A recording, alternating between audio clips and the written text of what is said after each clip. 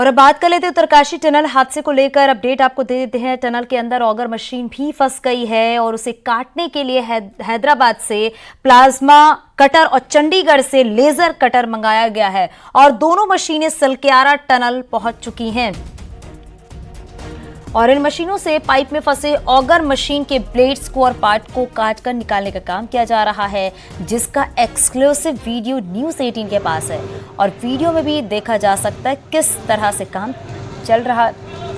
और पार्ट को काटकर निकालने के लिए मैनुअली स्कैप टनल की जांच होगी। आपको बताते चले कि पिछले 2 दिनों से रेस्क्यू ऑपरेशन का काम नहीं हो पाया है। ऑगर मशीन में दिक्कतें आने से 3 दिनों में केवल 2.2 मीटर ही पाइप आगे बढ़ पाई है।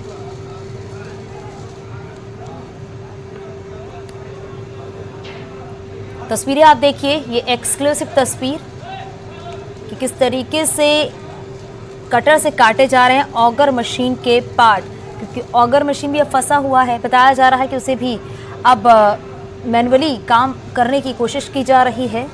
आज रेस्क्यू ऑपरेशन का 15वां दिन है और आप सबसे पहले तस्वीर न्यूज़ 18 पर देख रहे हैं। अभी सुबह से प्लाज्मा मशीन जो हैदराबाद से आई है उसने काम करना शुरू कर दिया है और तेजी से कटिंग हो रही है। अब कुल 14 मीटर शेष बचा हुआ है जो आगर मशीन को काट के निकालना है। लगता है कि जल्दी ये काम हो जाएगा अगले कुछ घंटों में। उसके बाद मैनुअल काम शुरू होगा डीलिंग का। सलक्यारा टनल में 41 मजदूरों को बचाने के लिए जद्दोजहद जारी है। टनल में मेन एंट्री पॉइंट के साथ अब दूसरे ऑप्शन पर भी काम हो रहा है। शनिवार शाम वर्टिकल ड्रिल का काम जो है वो शुरू हो गया, जिससे कि एक सही ऑप्शन माना जा रहा है। यहां से 84 मीटर वर्टिकल ड्रिल की जा रही है, जो कि 1.2 मीटर व्यास की होगी और रात भर टनल के ऊपर चलता रहेगा वर्टिकल ड्रिलिंग का काम। 35 मीटर तक ड्रिलिंग कर उसमें 8 इंच चौड़ी टेस्टिंग पाइप जो है वो डाली गई है।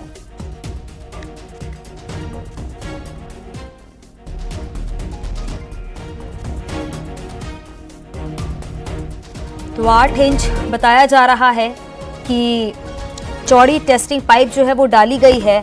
टनल के ऊपर वर्टिकल ड्रिलिंग का काम जो है वो लगातार किया जा रहा है। करीब 84 मीटर तक वर्टिकल ड्रिलिंग जो है वो की जा रही है। 1.2 मीटर चौड़ी ड्रिलिंग की जाएगी। बताया जा रहा है कि धीरे धीरे करके रेस्क्यू ऑपरेशन जो है वो आगे बढ़ रहा है।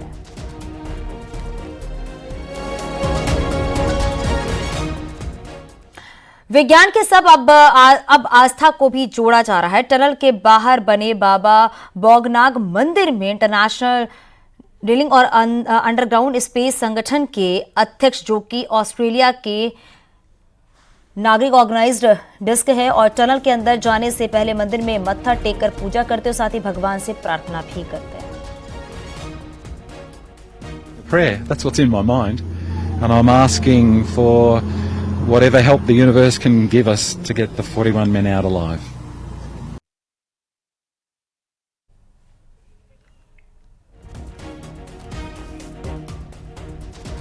तो देखिए, अब इस पूरे टनल ऑपरेशन को आस्था से जोड़कर भी देखा जा रहा है। टनल के बाहर बोगना मंदिर जो है वो बनाया गया है।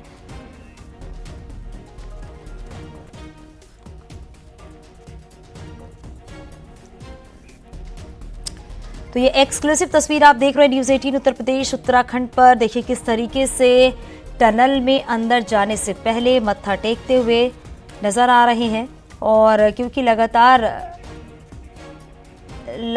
देखा जा रहा है रेस्क्यू ऑपरेशन किस तरीके से आगे बढ़ रहा है। और बताया जा रहा है कि अंडरग्राउंड स्पेस संगठन के अध्यक्ष, जो कि ऑस्ट्रेलिया के नागरी आर्नोल्ड डिस्क है, जो कि टनल के अंदर जाने से पहले मंदिर में मत्था टेककर पूजा करते हुए नजर आ रहे हैं। और ग्राउंड जीरो से हमारे सहयोगी सतेंद्र बर्तवाल हमारे साथ जुड़ गए हैं। सतेंद्र, फिलहाल क्या अपडेट है अभी वहां पर? बिल्कुल, मैं आपको बता दूं, आज अगर हम रेस्क्यू अभियान की बात करें तो 2 पॉइंट पे ज़्यादा काम देखने को मिल रहा है। पहला पॉइंट जो टनल के ठीक अंदर जहां पे ऑगर मशीन के जो ब्लेड्स हैं, जो स्केप टनल जो बन रही थी उसमें जो फंसे हैं, वहां पे प्लाज्मा जो कटर यहां मंगाए गए हैं उनसे लगातार उसकी कटिंग की जा रही है। और दूसरा अगर हम बात करें, दूसरा जो पॉइंट है वो है वर्टिकल ड्रिलिंग। आप देख सकते हैं सामने जो ये वर्टिकल ड्रिलिंग के लिए जो पूरी एक मशीनें हैं, यहाँ से जाना ऊपर स्टार्ट हुई है, क्योंकि वहाँ पे जो वर्टिकल ड्रिलिंग अभी शुरू हो चुकी है। बताया जा रहा है कि करीब 1.2 डायमीटर की जो वर्टिकल ड्रिलिंग से जो एक टनल के अंदर जाने का एक रास्ता जो तैयार हो रहा है, वो करीब 6 मीटर का बन चुका है। और उसमें जो काम में जो जिस प्रकार की तेज़ी देखने को मिल रही है, जिस प्रकार से वहाँ पे काम चल रहा है, तो उम्मीदें ये भी जताई जा रही है कि एक ऑप्शन वहाँ से भी अब जल्द खुलने के आसार बताए जा रहे हैं, क्योंकि वहाँ पे लगातार काम चल रहा है। और जो दूसरा ऑप्शन जो टनल के अंदर है, वो वहाँ पे भी प्लाज्मा जो कटर है वो लगातार काम कर रहा है। ऑगर मशीन के बताया जा रहा है जो अंदर फंसे हुए जो ब्लेड्स थे उनको बाहर उनको निकालने का पूरा प्रयास किया जा रहा है। कुछ ही टाइम बाद वो जैसे बाहर निकलेंगे और उसके बाद मैनुअली तरीके से, क्योंकि आर्मी भी यहाँ पे पहुँच चुकी है, आर्मी की टीम यहाँ पहुँच चुकी है, और मैनुअली तरीके से आर्मी के साथ कुछ एक्सपर्ट की टीम जो अंदर टनल जो बनी है स्केप टनल, उस स्केप टनल के अंदर जाएगी और वहाँ से फिर मैनुअली तरीके से काम करेगी। और जहाँ तक अभी तक बात आ रही थी कि ऑगर मशीन शायद काम न करे, लेकिन अब ये भी जानकारी आ रही है कि ऑगर मशीन काम करेगी। और ऑगर मशीन ड्रिलिंग का काम तो नहीं करेगी, लेकिन जो पाइप हैं उनको पुशअप करेगी, क्योंकि मात्र 10 मीटर का वो रास्ता है और उस रास्ते को सबसे नज़दीक माना जा रहा है, भले ही दिक्कतें ज़्यादा आ रही है। जी बिल्कुल, और लगातार नजर भी बनी हुई है किस तरीके से पूरा रेस्क्यू ऑपरेशन चलाया जा रहा है। बहुत शुक्रिया इस पूरी जानकारी के लिए। उत्तरकाशी के सिलक्यारा में फंसे मजदूरों को अभी तक बाहर नहीं निकाला गया। हालांकि शासन प्रशासन द्वारा लगातार राहत और बचाव कार्य जारी है, और इसी घटना के मद्देनजर रखते हुए सतीश तोमर इस वक्त टिहरी झील के एक टनल पर कार्य कर रहे हैं। सतीश तोमर भी 2015 में हिमाचल के बिलासपुर में तटीरा टनल पर 9 दिनों तक फंसे रहे। सतीश तोमर का कहना है कि 5वें दिन उनके पास खाने के लिए ड्राई फ्रूट्स पहुंचे थे। 5 दिनों तक उनको भूखा ही रहना पड़ा था। मन में हर वक्त डर बना हुआ था। 2015 की बात है, हिमाचल प्रदेश बिलासपुर डिस्ट्रिक्ट बिलासपुर में टीरा टनल नाम से ये किरपुर नेर चौक फोरलेन में हादसा हुआ था। 2015 की बात है, और उस टाइम हम वहीं पे काम कर रहे थे, और ये लगभग तकरीबन शाम को 9:15 साढ़े 9 बजे की बात है। हम ड्यूटी गए थे अंदर की, मैक्सिमम 1-1.5 घंटे बाद वो हादसा हो गया। जहाँ तक मतलब गार्डर नहीं लगी थी वहाँ तक स्लाइड हुआ हो, और उसके आगे बिल्कुल सेफ था, तो हम उस सेफ एरिया में पीछे हो गए। और स्थिति तो ऐसी थी कि अंदर पानी भी भर रहा था, ना कुछ खाने को था, ना कुछ दिखाई दे रहा था, खाली जो छोटा टॉर्च था उसके जरिए 2-3 दिन हमने गुजारे हैं टॉर्च के सारे। और 5वें दिन हमारे से कांटेक्ट हुआ है, 5वें दिन संपर्क हुआ हमारे से, और उसके बाद ही हमें थोड़ा बहुत खाने पीने को दिया गया है, जो ड्राई फ्रूट्स वगैरह, जूस वगैरह। और तब तक तो हमारी बहुत ही गंभीर हालत थी। इसके बाद हमें थोड़ा हौसला आया, शायद कोशिश कर रहे हैं हमें बताने में। बाकी हमारी हिम्मत है जो हमारे को ही रखनी पड़ेगी, और भगवान की कृपा है। अगर भगवान की कृपा रही और हमारी हिम्मत रही तो हम से बाहर निकलेंगे, और वही हुआ लास्ट में। सीएम पुष्कर सिंह धामी टनकपुर दौरे पर पहुंचे, जहां सीएम धामी ने टनकपुर में बनने वाले नए बस टर्मिनल का भूमि पूजन किया है। 56 करोड़ की लागत से बनाया जाएगा बस टर्मिनल, और इस दौरान सीएम ने कहा कि बस टर्मिनल को बहुत पहले बन जाना चाहिए था, लेकिन सरकारों के अनदेखी का ये नतीजा है कि अभी तक नहीं बन सका है। नए बस टर्मिनल बनने से यहां पूर्णागिरि का मंदिर आने वाले श्रद्धालुओं को फायदा होगा। आज मां पूर्णागिरि के आशीर्वाद से लगभग 56 करोड़ से अधिक की लागत से जो रोडवेज का बस टर्मिनल, जिसमें depot workshop building, regional workshop building, tyre shop के निर्माण के कार्य का भूमि पूजन यहां पर किया गया है। भाइयों बहनों, ये मैं अपना सौभाग्य समझता हूं कि मुझे इन निर्माण कार्यों का भूमि पूजन का अवसर आप सबके आशीर्वाद से, मां पूर्णागिरि की कृपा से मिला है कि ये बस अड्डा हमारे पूरे उत्तराखंड का एक मॉडल बस अड्डा होना चाहिए, क्योंकि एक तो ये पूरे हमारे पहाड़ का द्वार है, दूसरा, भारत नेपाल अंतर्राष्ट्रीय सीमा के नजदीक है, नेपाल के लोग भी, उनका भी आगमन हमारे इस क्षेत्र से होता है।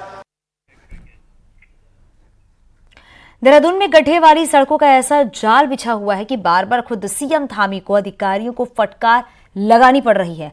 अब बड़ा सवाल यह है कि क्या इन्वेस्टर समिट से पहले सड़कें दुरुस्त हो जाएंगी या फिर नहीं।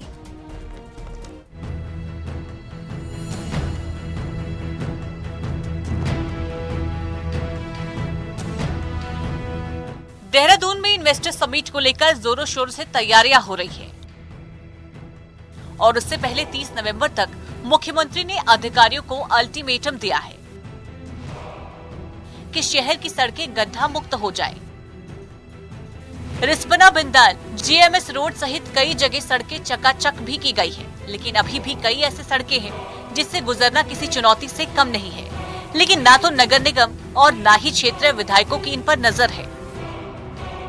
अब ये सड़क जब बन रही थी तो ये इतनी ही बनी है, देखिए आप, जो ये पूरा एरिया कवर भी नहीं किया गया है। और जब बरसात हो रही थी, इस वक्त बहुत ज़्यादा बरसात हुई है, बहुत पानी हुआ है, टूटा है, हमारे उधर भी जंगल में भी काफ़ी कटा हुआ है। तो ये सड़क पिछली बार भी ऐसी कुछ हुआ था यहाँ पे, तब ये इतना बनाया गया था, ये पूरा प्रॉपर नहीं बनाया गया, ढंग से नहीं बनाया गया, जिसकी वजह से कच्चा रह गया है। अब विधायकों का अपना दर्द है। उनका कहना है कि उनको काम करने में दिक्कत अधिकारियों की कार्यशैली के चलते आ रही है। मुख्यमंत्री खुद भी कई बार अधिकारियों को अल्टीमेटम दे चुके हैं। मुझ जैसे आदमी को दिक्कत है, जितना एक्सपीरियंस्ड आदमी है, जो उस नगर निगम को भी जिसने चलाया, जो सरकार में भी बैठा हुआ है, 38 साल से राजनीति कर रहा है इस शहर के अंदर, क्या कुछ नहीं किया होगा मैंने 38 सालों में।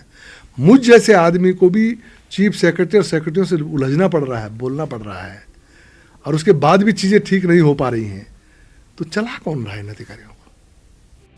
अब 30 नवंबर तक सड़कों का हाल कितना सुधरेगा ये तो पता नहीं, लेकिन इतना जरूर है कि पीडब्ल्यूडी नगर निगम के साथ विधायकों को भी अपने क्षेत्र की सड़कों का हाल देख लेना चाहिए।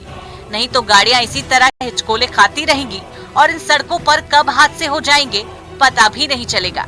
न्यूज़ 18 के लिए देहरादून से भारती सकलानी उनियाल की रिपोर्ट।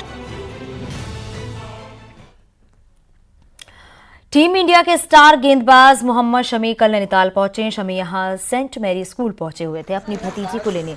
शमी वर्ल्ड कप के बाद छुट्टियों पर हैं और सेंट मैरी स्कूल में भी सर्दियों की छुट्टी हो रही है, लिहाजा वो अपनी भतीजी को लेने आए हुए थे और उसे लेकर अपने घर अमरोहा के लिए निकल गए हैं। वहीं मोहम्मद शमी ने कल नैनीताल से लौटने के बाद अपने इंस्टाग्राम अकाउंट पर एक वीडियो भी अपलोड किया जिसमें वो एक सड़क हादसे में घायल लोगों की मदद कर रहे हैं। मोहम्मद शमी का कहना है कि जब वो कल नैनीताल से लौट रहे थे तो बीच में एक कार हादसे का शिकार हो गई, जिसमें घायल लोगों की मरहम पट्टी की और उनको इलाज के लिए अस्पताल पहुंचवाया।